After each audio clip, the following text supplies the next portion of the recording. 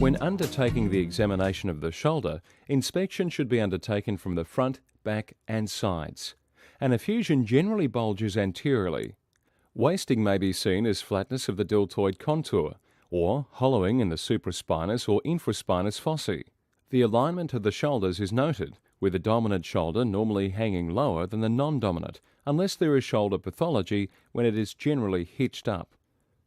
The neck should be screened with the patient sitting to be certain that it is not the source of the shoulder symptoms. A full range of neck movements is undertaken, particularly noting whether any of these reproduce the patient's shoulder symptoms.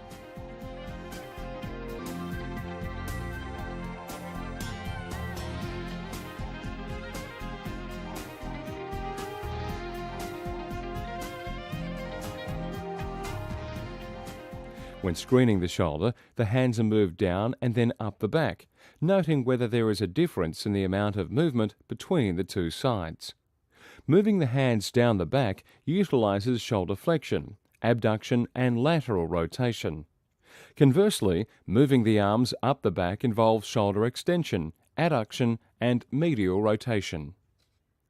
Palpation is undertaken systematically comparing the two sides, commencing at the sternoclavicular joint and moving laterally along the clavicle to the acromioclavicular joint, along the acromion to the glenohumeral joint, and then most laterally the greater tuberosity, which can then be followed inframedially to the bicipital groove.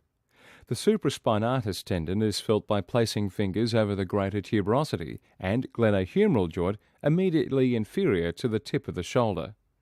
The arm is then distracted and rotated medially and laterally. The tendon will be felt to roll beneath the fingers.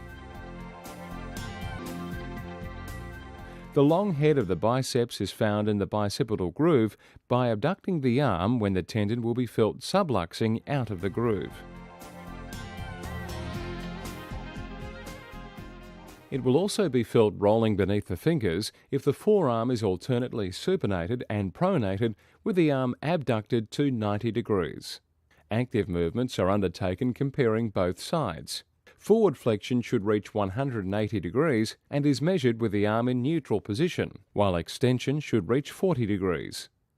Abduction or lateral elevation should also reach 180 degrees, while adduction reaches approximately 50 degrees.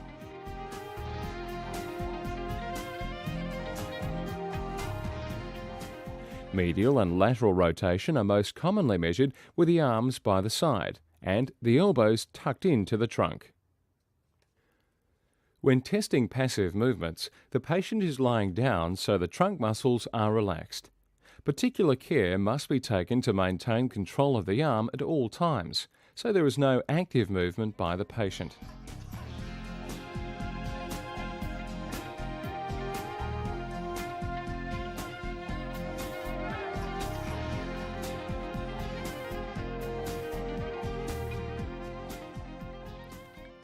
When undertaking passive abduction, smoothly rotate the arm through 180 degrees as it is abducted, so that any abduction above 90 degrees occurs with the palm facing inwards.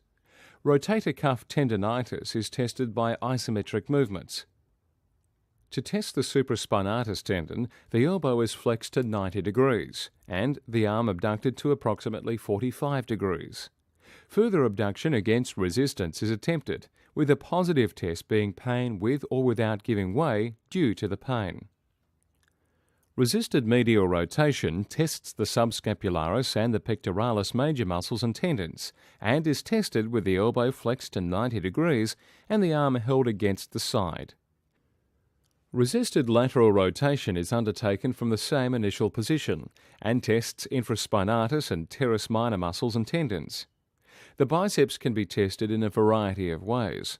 Most commonly, it is tested by a resisted elbow flexion.